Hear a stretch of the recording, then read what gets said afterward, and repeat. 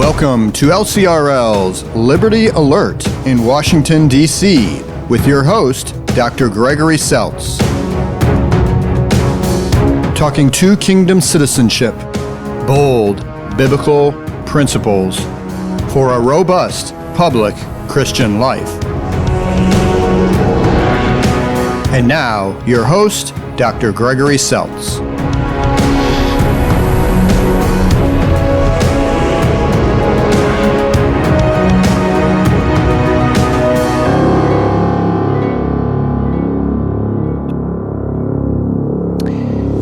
Hello and welcome to LCRL's Liberty Alert. I'm Dr. Gregory Seltz, Executive Director of the Lutheran Center for Religious Liberty.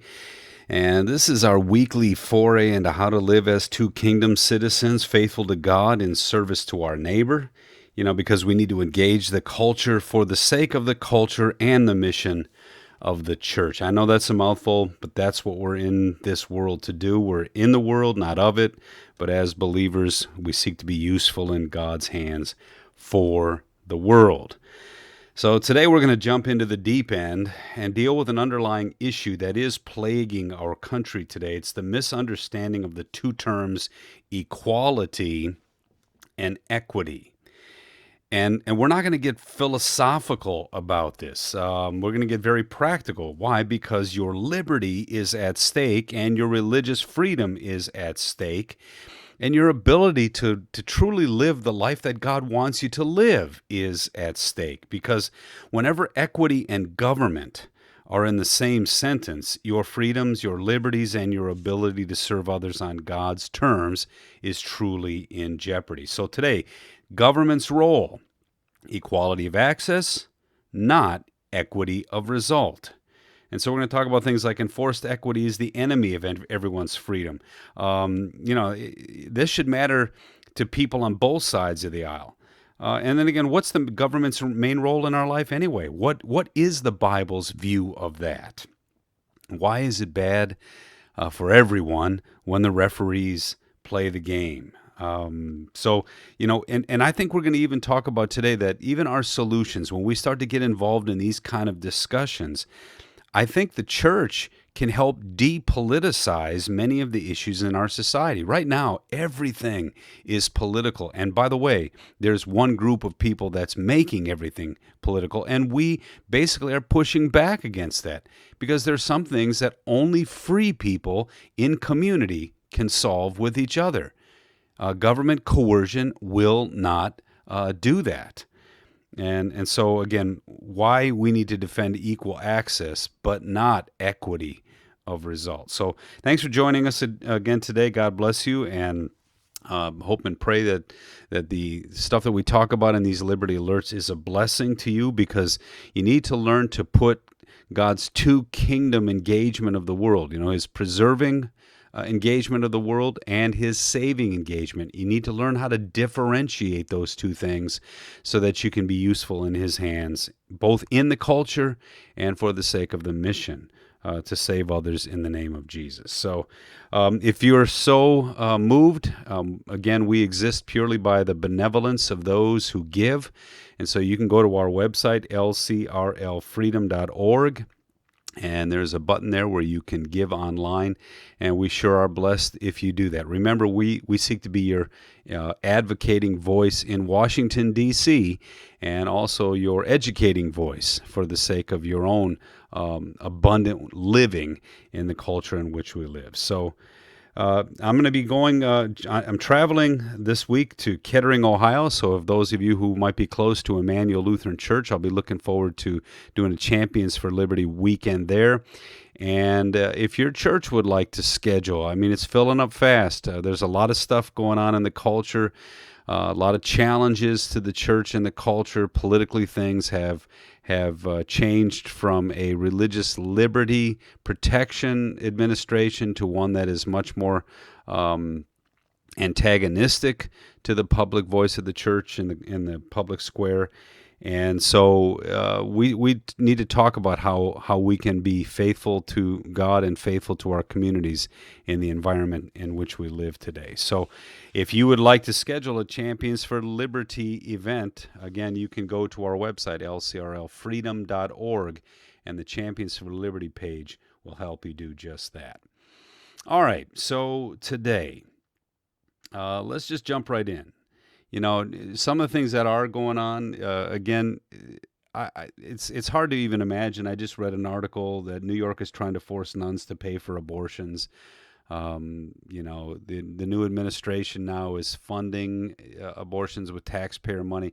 I don't understand why we can't just come to at least a compromise in this regard, that, you know, if abortion is legal, we shouldn't have to pay for it if it's against our moral fiber and our conscience.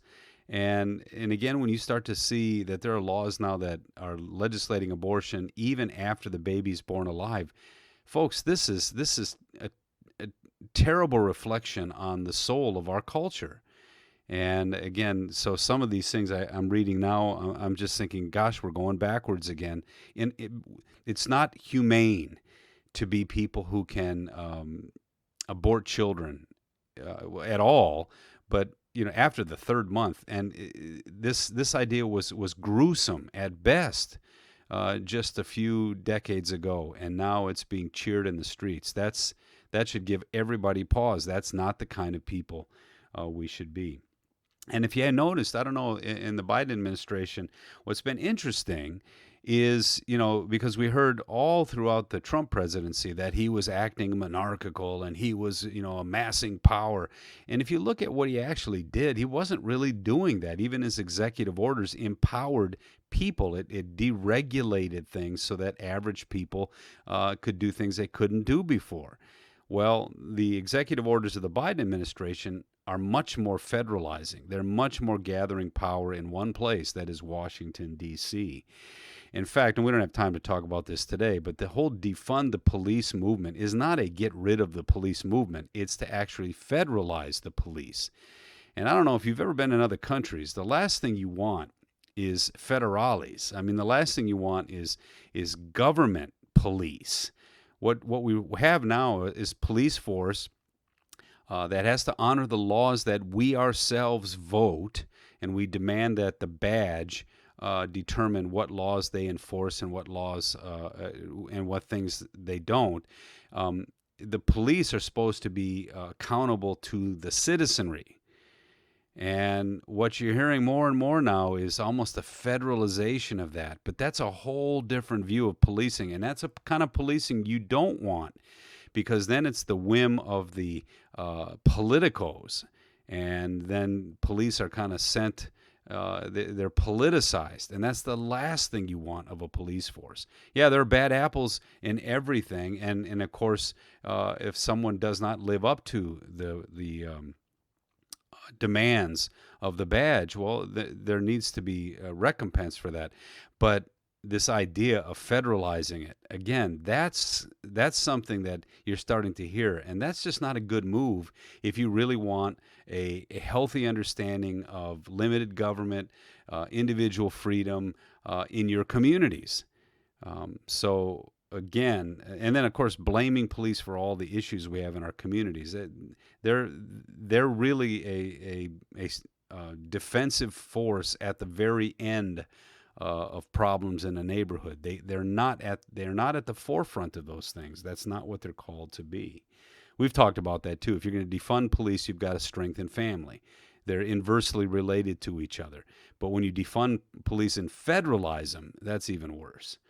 The pandemic, you know, we've seen some of you talk about the federalization, the masks again now. We're finding out, there was a study that came out in Stanford, and the masks have never ever worked as you know, originally. And I've been on this from the very beginning, because we were very concerned about the government's overreach, especially with regards to the church. And we noticed very early on that, you know, one week they'd say one thing, next week it'd be something totally different. And if you recall, We were told that masks didn't do anything very early on by the Surgeon General and even by Fauci himself and some of those folks. And then suddenly, masks were everywhere, and you had to even wear it outside. Well, they just came up with a study. I guess the study's a year old, that outside the masks do nothing because there is no transmission problems outside. There's no cases where they can determine that it happened by transmission outside. And yet we see people all over the country still walking in fear with masks on outdoors. It's kind of crazy. And then to see that, even athletes who are running or playing tennis who are 60 feet away from each other, they're masking these kids up. This is just lunacy. When you start to look at the science and you start to look at what really is going on. And so, again, from the beginning, we said the church was essential, and that churches and citizens should make their decisions about things like masks, shots, going outdoors, going back to work, back to worship. They should make those choices in freedom, with a spirit of faithfulness to God and love for one's neighbor, and with good information. Our counsel from day one was that the government is an advise and consent organization, not a mandate organization, especially with something where, again, 99% of those who get this virus are going to get over it without cause. So we should be free to take their advice based on evidence, not threat, and make our decisions in freedom as law-abiding citizens, not vice versa. So, again, we're at a point right now where with vaccinations, with the studies that are coming out again that are demonstrating again what the contagiousness of this COVID-19, its morbidity, all of the things that we now know about it, and then herd immunity, we should be moving to some sanity, and it seems like we're still, this is still an insane moment in our culture. So prayers for that. But again, all this discussion about use the science, what I see more and more is the politicization of these things. It made me think of something. Be careful when the government starts to count certain things, but not others. Why aren't they counting COVID deaths anymore? You don't even see that count. And now they're counting only infections, and I'm not sure why they're doing that. Is if 99% of the people who get sick get over it, why are we counting infections then? And, again, when you start to think of these things, what's the point? Even with the gun violence discussion, and because this is tearing our culture apart, we count certain deaths, we don't count others. And, again, the notion that black perpetrators are being hunted by police, the data actually shows that police are more apt to shoot white perpetrators, not black. That's the data. That's the data from the government itself. But why are we counting certain things and not other things? Why are we not counting how many police have been killed this last year? Or how about the murdered black teenagers in our major cities? I just saw one study that said, with the new policing laws that are really putting much, much more restrictions on police, it could, I can't remember the time frame, but it could limit possibly as high as 100 deaths. But those reduced policing methodologies will also cause anywhere from 4,000 to 6,000 new gun deaths that stronger policing would have prevented. Do you see? If you're going to make decisions on these things, you've got to have all the information. Prevent 100, but now have maybe as much as 6,000 more dead folks on our hands. Something's got to change. And then I also read something, this was in the news, Clarence Thomas was talking about some of the Supreme Court rulings, and again, how we citizens should demand rational answers, that we should be able to look and see the same principles being applied throughout these cases. And one of them he talked about where the Supreme Court, when it was talking about teenagers and abortions, the court ruled that teenagers have the emotional maturity to make such a decision even without parental consent.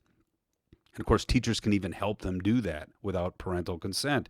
But then that same teenager, if he fires a gun and maliciously kills someone, then that logic was turned on its head, and now suddenly that same teenager doesn't have the emotional maturity to know what they did was wrong.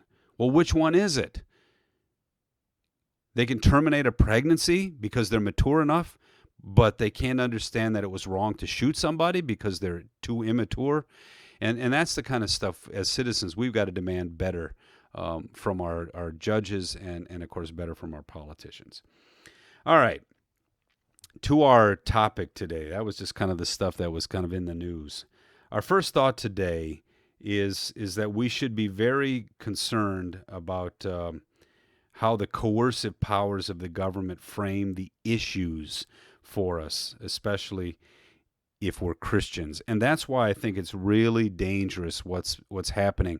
And a lot of these issues about critical race theory and about what good government is and how we're going to solve our problems, there's been a shift in the verbiage. We're hearing more and more discussions not about equality, not about equality of access, not about equality before justice. We're hearing the words equity, which is an equality of outcomes. Now, if you think about that just for a minute, for everyone, no matter how hard they try, no matter what gifts they have, no matter what abilities they have, that everyone will come out with the same. Do you realize how many things have to be controlled for that to happen? And do you want to live in a world where everyone comes out the same? Now, if you've noticed, there's been equity movements in culture for the last over 100 years, because there's this idea that we have now the science, the technology, and the money to make sure that everyone comes out the same.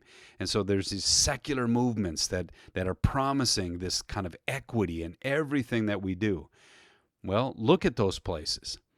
A lot of countries around the world have tried these things, and what you see is a small group of people have lots and lots and lots of stuff, and then everyone else has basically the same, nothing.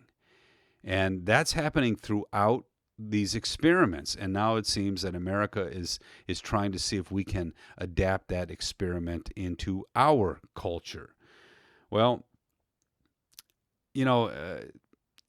the notion of judging people by their character and demanding that everyone has equal access to the covenant that is America, that's still kind of the theme of the culture in which we live. In fact, there's a book out on this, Race and Covenant.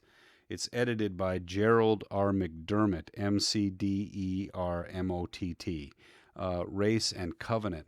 It's pretty good, and it talks again about the covenant of the equality of equal protection under the law, the right to live free lives in pursuit of liberty and justice and the pursuit of happiness, these kind of things. These were radical notions when the Constitution was formulated. And that's the covenant that's promised to every citizen. And of course, the whole issue of race and slavery meant that certain citizens were not given access to that covenant. But the Civil War and the repudiation of Jim Crow and those kind of things is an opportunity to recapture that for every citizen. And that's kind of that's the American dream: strong families, good education, opportunity to work, again backed by virtue-based, religious-based, discipline-based education, and a government that held all people to the same rules. That's the dream. And here's the other thing: that's the most the government can do. That's one of the big issues today, is that the government has a role to play in our lives. That's to ensure the same rules for people for instance, for opening the business as other folks, or ensure that all have the same opportunity to education, because education is the number one way out of poverty. Ensure that all have the freedom to pursue life and liberty and in virtue, freedom to worship and teach our children according to Scripture, according to their consciences. That's America, and that still draws people here. And that's the government's role, is to undergird that. When the government tries to do more than that, it actually messes everything up. So the whole concept of equality is equal access, equal protection before the law, and to try to get everyone to the same starting line to make sure that the coercive powers of government don't take sides. Again, we get back to the policing role. We want police to be held to certain standards that all of us agree to. The last thing we want is the police force to be in the hands of a smaller and smaller and smaller group of people, because then it can be politicized and can be used again capriciously against citizens. So again, we want people to be able to live virtuous lives to their fullest, seeking happiness, serving those we love in service to God. And there's this sense of divine providence and human agency and freedom, and that's the framework of equal access. Now, government coerced equity is the exact opposite of that. It is interesting. We've got a phrase we use here. Good government cannot save us. Bad government can destroy us. And what that means is that even if government does everything really, really well, it's not the solution. That's the big problem today. People are looking to the government to solve problems it cannot solve. The government's a coercive agent in our lives. The benevolencing agencies are places like the church. They're places like free people in love and service to their neighbor, uncoerced. And so by definition, the government doesn't do that very well. In fact, it messes it up when it tries. Equal access seeks to give everyone a fair start, but then ability, tenacity, effort, wisdom, and the challenges of life determine our path this side of heaven. So, when you start to apply biblical wisdom to some of these things, and remember, ask the right questions of the Bible here. It's not a WWJD type of question. It's a WWFD. What would the Father have us do to preserve the world so that we can hear of the grace of God in Jesus Christ? That's why Paul talks about the fact that there are different gifts. God the Father gives different gifts to people. And so that's one of the reasons why we have a do not steal and do not covet commandment, because people are going to have different things and there's going to be different outcomes in free societies. And the goal is for everyone to try to use what they have from God in service to each other freely, not coerced, but freely. There's a reason why we are not called, to not bear false witness. We're not to try to undermine who our neighbor is, because they have unique gifts from God. And they've given unique efforts in the work that they do. Now, everything that I've talked about up till now, kind of just ad hoc, that's not the real issue for today, though. I don't know what your feelings are about equality of access versus equity of outcome. But the main question today is, what's the government's role in that discussion? What do you think about, it's not so much what do you think about equality and equity, it's what's the government's role in protecting one versus the other. So don't make this personal. I hear all the time people say, well, I think that everyone should get a trophy at the end of the athletic contest. Well, if that's the case, if you think that, well, you can form your own league. You can raise your children the way you want to. In fact, we teach that people should have vocational respect, seeking the truth. But and so while I might disagree with that, I might think you're going to miss out on the unique talents that your children might have. You might miss out on the unique incentive that competition actually brings, so that people can strive to be the very best they can be. But you're free to disagree and make those opportunities for your children and for your family on your own terms. But that's not what's happening today. What's happening is the government's getting involved in these kind of discussions, and they're trying to equalize the outcome by legislation. And so suddenly things like talent, effort, perseverance, drive, compassion, they don't exist. They don't change the outcome, because the government is actually formulating those outcomes in what they're demanding of people. You know, I wrote an op-ed, or not an op-ed piece, but a mom and pop paper on this, and I said it as simply as I can. It's wrong when the referees play the game. So the Christian worldview is not that we think the government is illegitimate. We acknowledge that it has a role to play in our lives to keep the peace, to keep things fair, to ensure equal access for everyone in our culture to the things that make for a good start towards living a good, happy life and making that possible. But the work of doing all that still belongs to the individual person seeking life, liberty, and the pursuit of happiness. So what we're saying is, the government in one sense then is the referee, but it's wrong when the referee starts playing the game. It eliminates both our agency and our accountability for our own life, and that's never good for our humanity. People have talked about that as the soft bigotry of low expectations. It eliminates the dignity of our being the protector and provider of our own families. It destroys hope because no matter what your effort, no matter your skill, no matter your ingenuity, all things will wind up being the same for you as for others. So right off the bat, the question for today, especially when it comes to this left-hand kingdom political engagement, and that's what we're talking about today, is that's not the government's role to ensure equity of outcome. In fact, if you look in Romans 13, the government's main role is law and order. It's it's keep things fair to the best of the government's ability. They're to be referees. And that's one of the reasons why when you talk about the institutions, the essential institutions of a society, family, church, and government, but government is the least important of a healthy society. That's why even if the government's doing its job, like we said, we still have to live, work, love, laugh, serve, care for our families, our church, our community, and that needs to be done without coercion or without fear. And the government's coercive role is to prevent us from doing the worst things that we shouldn't be doing. It's not to coerce us to do the best things that we're to be about. So when a government starts to actually play the game of your life, that is never a good thing. That's an out-of-control government. That's no longer a life to be lived. It's a mere existence.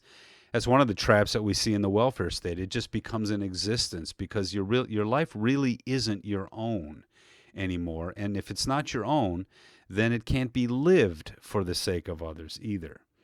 I hear there's talk about government paying your income without you working, and that's happening more and more with the benefits now that are being paid to people that are out of work.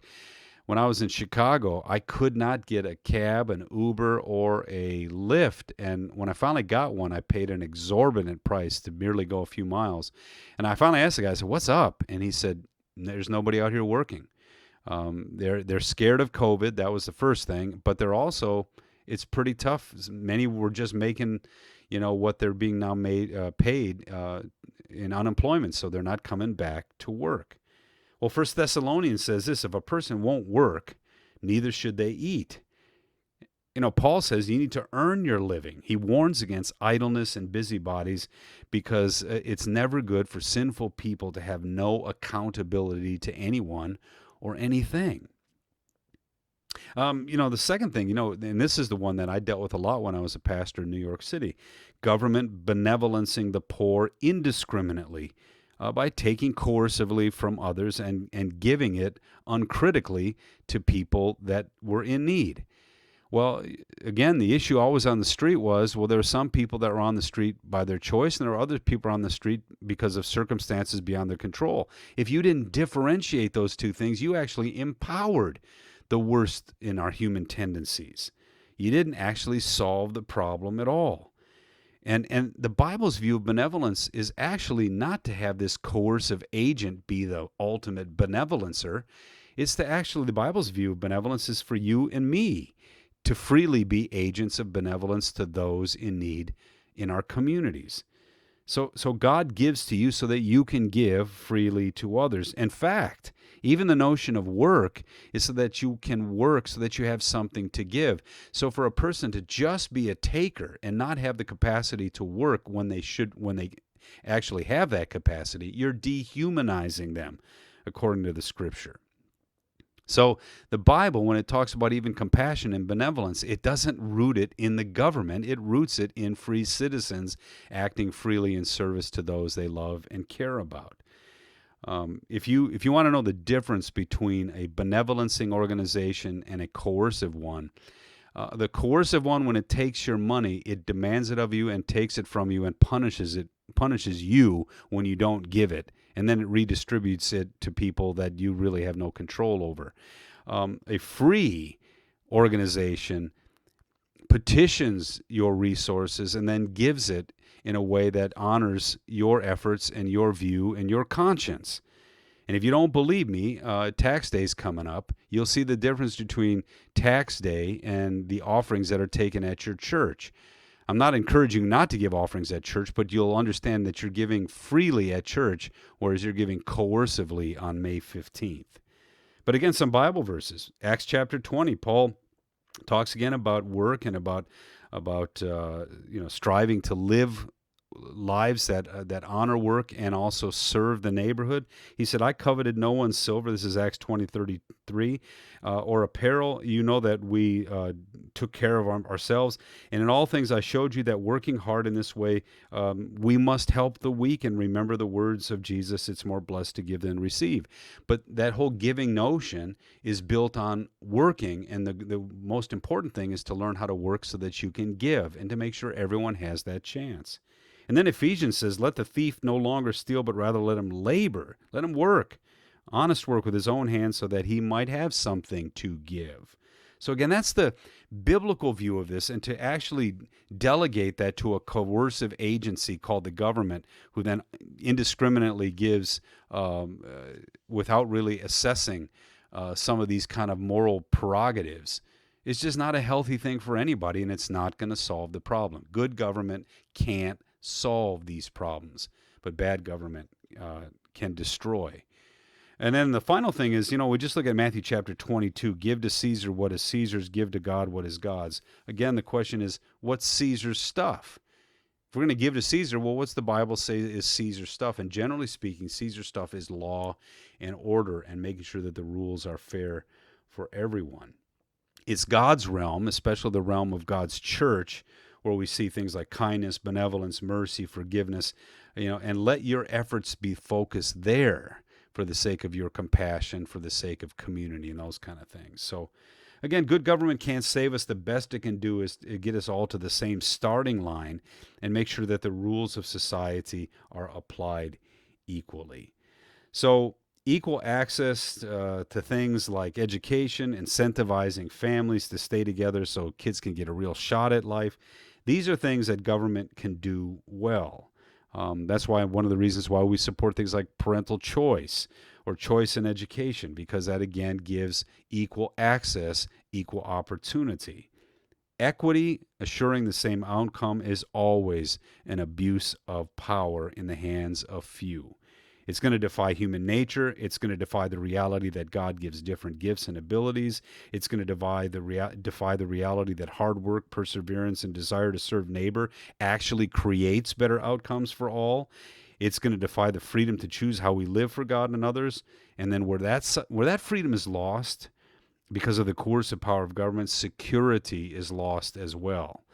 And then it's going to define the divine plan of work, benevolence, and community, which is all meant to be done freely.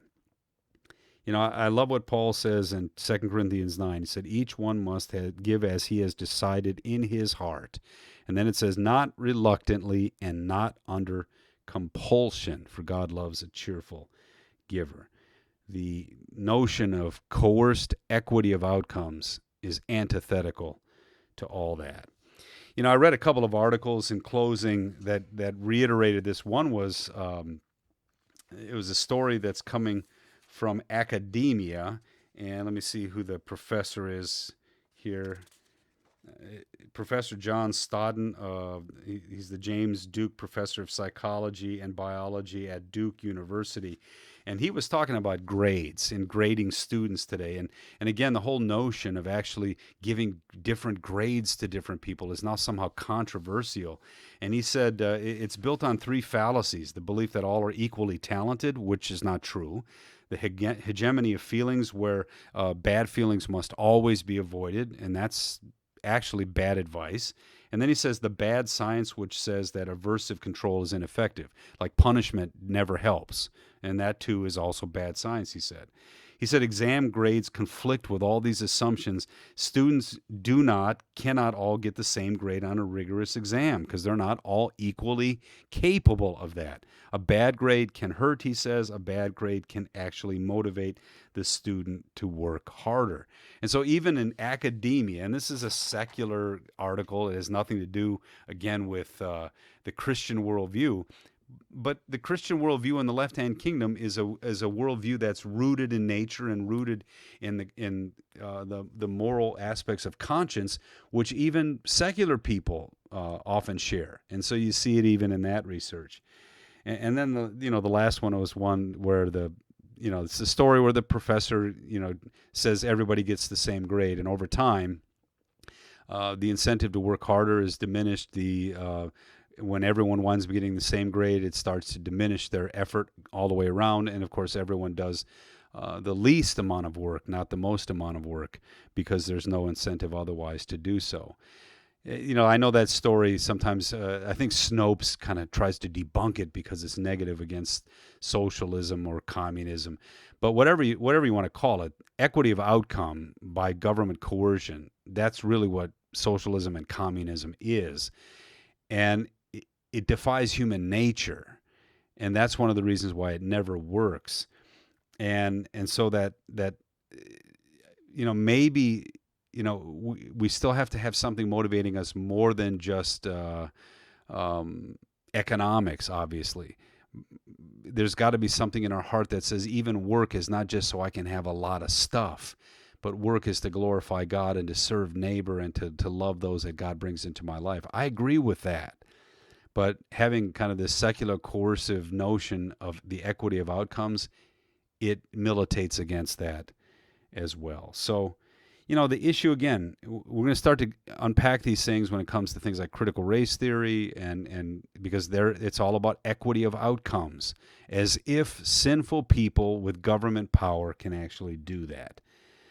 So today, just to keep it simple, the issue in God's preserving work through things like government is not what you think of equality of access or equity of outcome, but what's the government's coercive role in those issues.